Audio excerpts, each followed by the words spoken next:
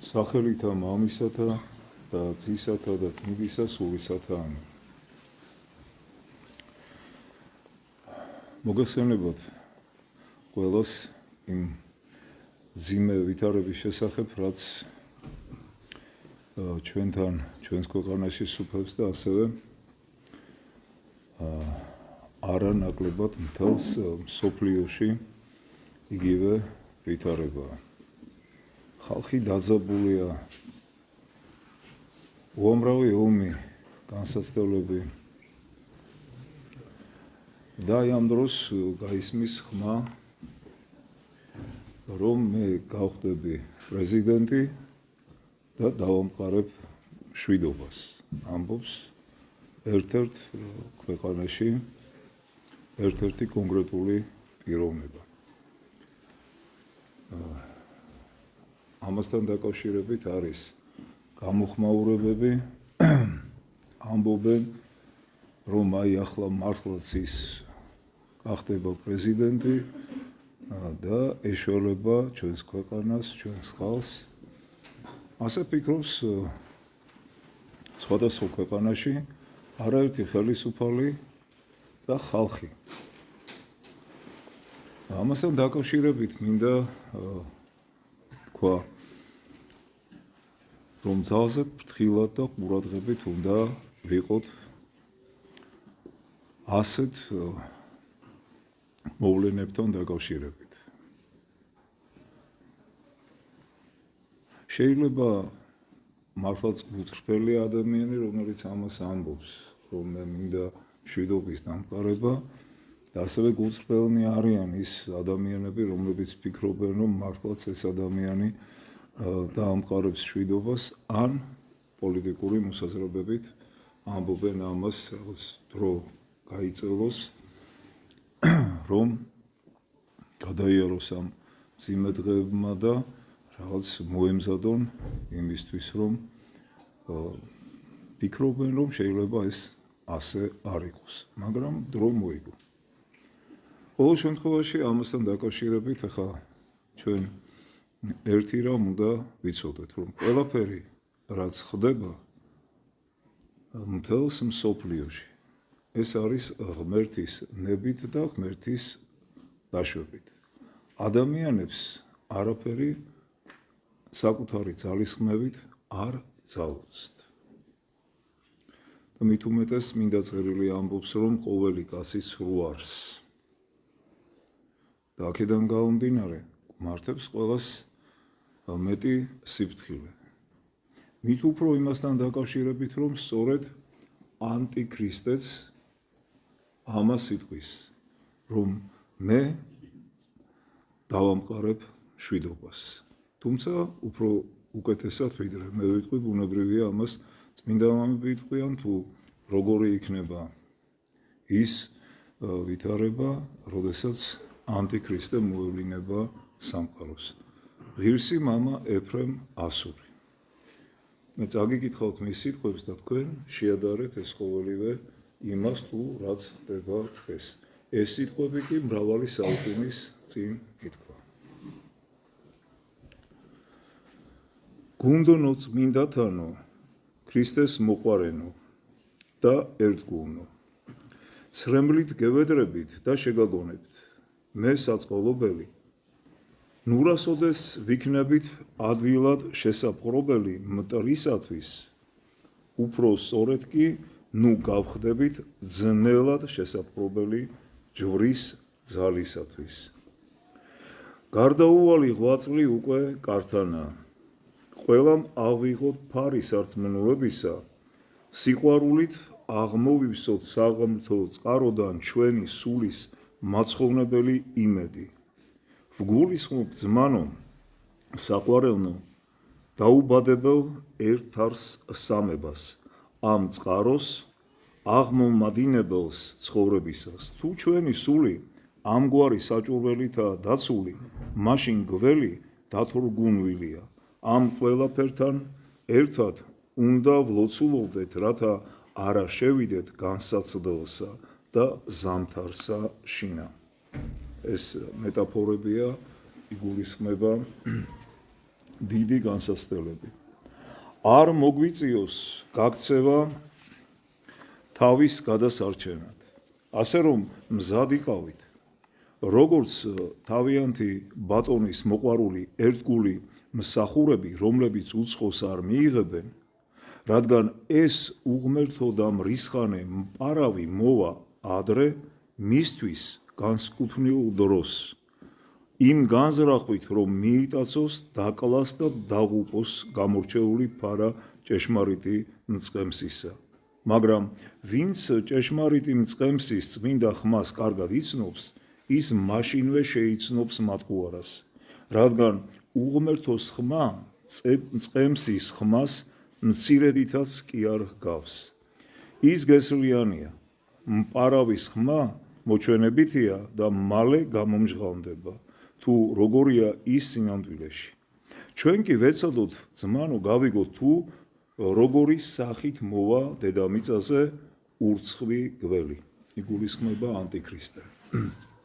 მაცხოვარი, რომელმაც ადამიანთა მოდგმის გამოხსნა განიზრახა, დაიბადა ქალწულისაგან და ადამიანური სახის მიმღებელმა დათრგუნა მტერი თავისი საღმრთო წმინდა ძალით. ის მოვიდა დედამიწაზე მშვიდი და მდაბალი, რათა ჩვენ მიწიდან ზეცად აღვემაღლებინეთ. სწორედ ეს ღმერთი, რომელიც ჩაისახა ნამდვილად და ჭეშმარიტად, შეიმოსა ჩვენი ხორცი და დაიბადა წმინდა ქალწულისაგან, რომელმაც მოგცა მცნებები და ჯვარზე ვნებით, ყველა გამოიხსნა კვლავ მოვა უკანასკნელ დღეს. განსჯა ცხოველთა და მკვდართა და ყველა მართალსა და უღმერთოს მიაგებს საქმეთა მათაება, როგორც სამართლიანი მსაჯული.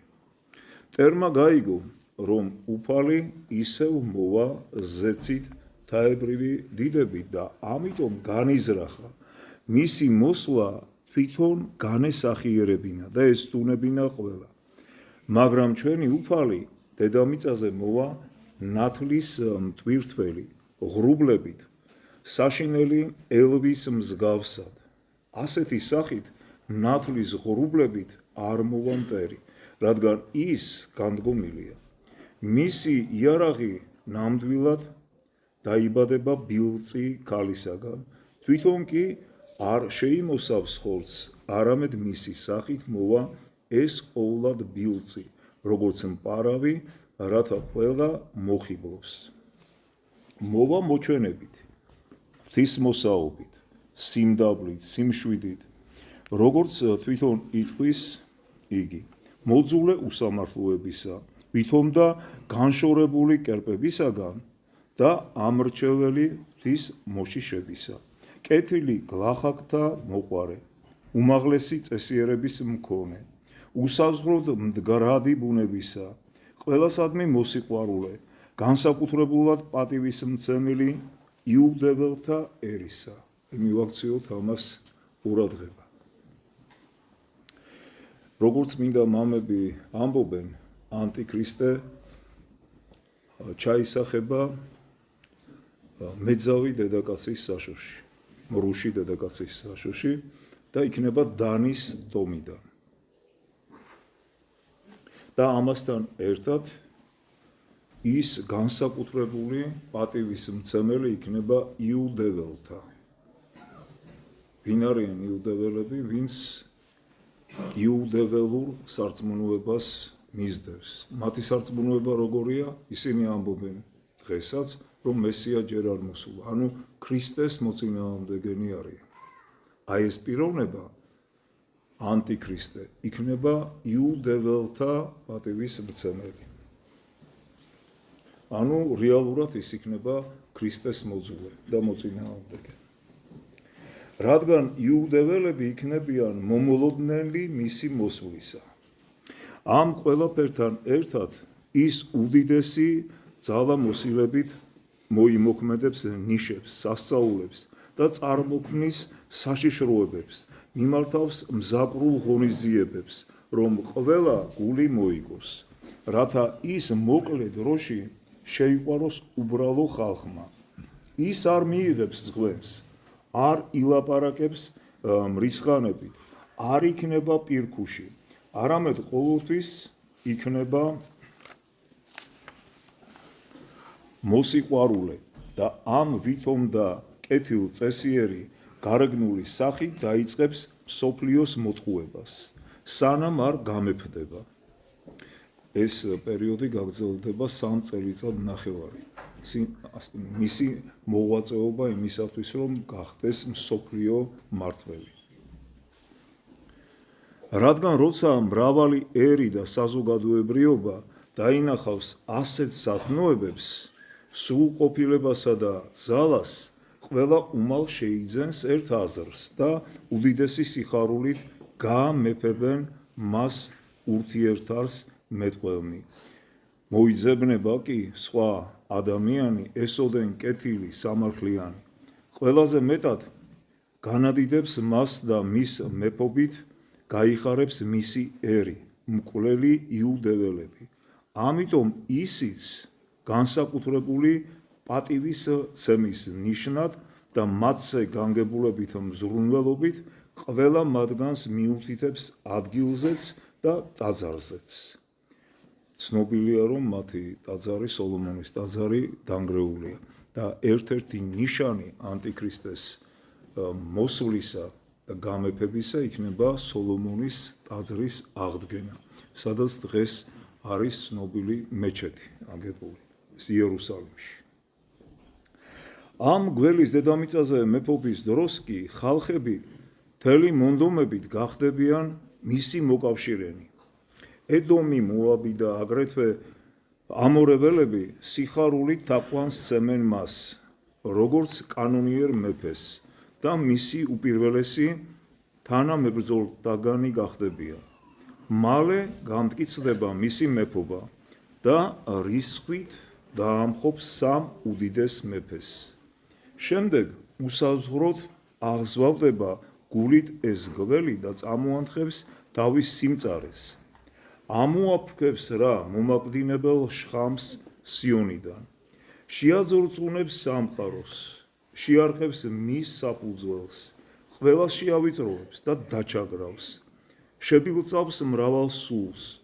უკვე მოიქცევა არა როგორც ღმრთის მოშიში ადამიანი, კეთილად მზრუნველი, ალერსიანი, არამედ იქნება ყველა ვითარებაში სასტიკი, უწყალო, მრისხანე, გულფიცხელი, მოჩქარე, უწესრიგო, შიშის მომგვრელი, საზიზღარი მოძულე, ბილწი, მხეცივით მძვინვარე, ზვაკვარი, გამანადგურებელი, ურცხვი, რომელიც თავისი სიცოფით ცდილობს მოკვდავთა მთელი მოდგმა უღირსების უფსკრულში გადაჩეხოს. წარმოქმნის უდიდეს ნიშებს, მრავალ რიცხოვან საშიშროებებს, რასაც წარმოადგენს არა ჭეშმარიტად, არამედ სიცრუით. ეს ჯალათი ამგვარივე სახით გადადგამს მთებს და ამას ნამდვილად კი არ გააკეთებს, არამედ მხოლოდ მოჩვენებითი სიცრუით.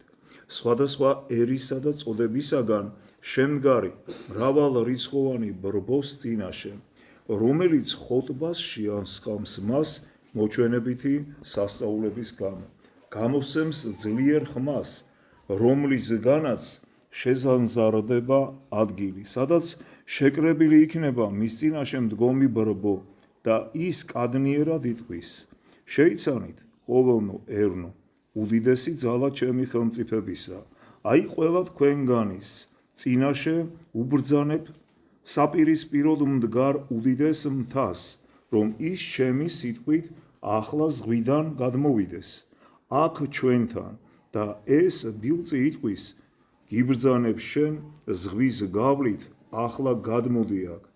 მაყურებელთა თვალში მთა წამოვა ისე, რომ თავის საფუძველს სრულიადაც კი არ მოშორდება, ანუ შეიქმნება ილუზია.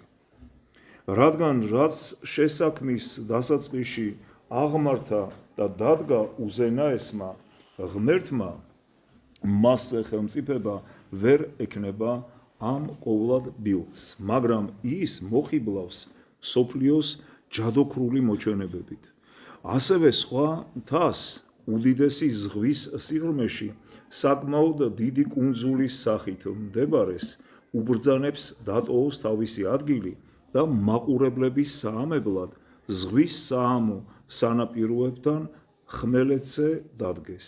და თუმცა კუნძული თავისი ადგილიდან საერთოდ არ დაიძვრება, მაგრამ ეს მთა ხმელეთზე მდგარი მოეჩვენებათ. შემდეგ ეს გველი გაშლის ხელებს და მოკრებს მრავალ ქვემძრომს და ფრინველს, გადააბიჯებს უფსკულზე და გაივლის მასზე, როგორც ხმელეთზე. ის ყველაფერ ამას წარმოადგენს მოჩვენებითად.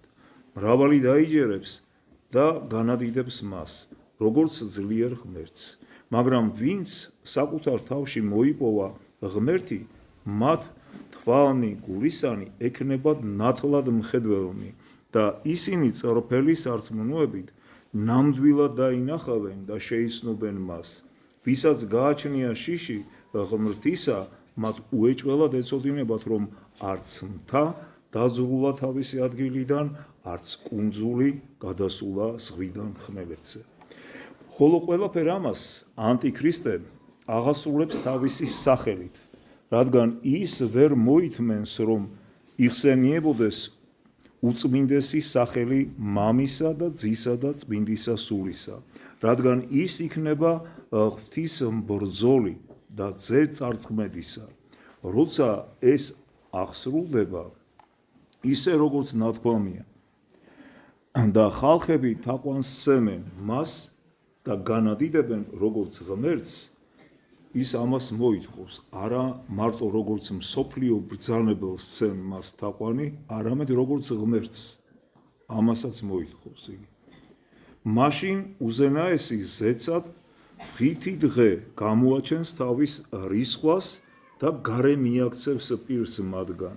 საბოლოოდ იქნება დიდი შიმშილობა, ხანგრძლივი უბედურებები, განუწყვეტელი მიწისძვრები, საჭმლის უქონლობა, უდიდესი მწუხარება, სივიწროვე, ჩაგვრა, ყველგან განუწყვეტელი სიკვდილიანობა, უდიდესი შიში, გამოუთქმელი შეძორწუნება, მაშინ ცა არ მოსცემს წვიმას და მიწა ნაყოფს არ გამოიღებს, წყაროები დაილევა და მდინარეები დაშრება, არ აღმოცენდება ბალახი დედამიწაზე, აღარ იქნება სიმწვანე. ხეებს ფესვები გაეყინება და აღარ გამოიტანენ ყლორტებს. თევზები და ვეშაპები ზღვაში დაიხოცებიან. ზღვა გამოსცემს ისეთ მომწამლავ სიმყრალეს, ისეთ საშინელ ხმაურს, რომ ადამიანები გონდა კარგულნი დაცვივდებიან და შიშისაგან დაიხოცებიან. ეს იქნება უკვე ანტიქრისტეს მეფობის ჟამს, ასეთი დიდი განსასწრებელი, რომელიც გასტანს 3 წელიწად-ნახევარი. როგორც წმინდა მამები ამბობენ, ამ დროს სწორედ ზეციდან მიწად მოივლინებიან წმინდა წინასწარმეტყველები ელია და ენოქი, რომელთაც სიკვდილის გემო არ განუცდიათ და ისინი ამხელენ სწორედ ანტიქრისტეს ასევე. და რჩეულთათვის შემოკლდება დრო. ანუ 3 წელიწად-ნახევარი იქნება ეს დევნა და განსასწრელი. რჩეულთა ლოცვებით შემოკლდება თხენი და შემდეგ იქნება უკვე იესო ქრისტეს დიდებით მოსვლა მეორედ დედამიწაზე. აი ასეთია წინასწარმეტყველება წმინდა მამათა. ამიტომ ფრთხილად ვიყოთ, როდესაც ლაპარაკობენ მშვიდობაზე, მშვიდობის მოტანაზე მსოფლიოში და უფრო რომ როდესაც არ არიან ჭეშმარიტი სარწმუნოების მიმდევარი და იუდეველებთან აქვთ ერთობა, ეს ძალზე სახიფათო და საფრთხილოა. ყურადღებით ვიყოთ. ღმერთმა დაგლოცოთ და გაგვეშალოთ.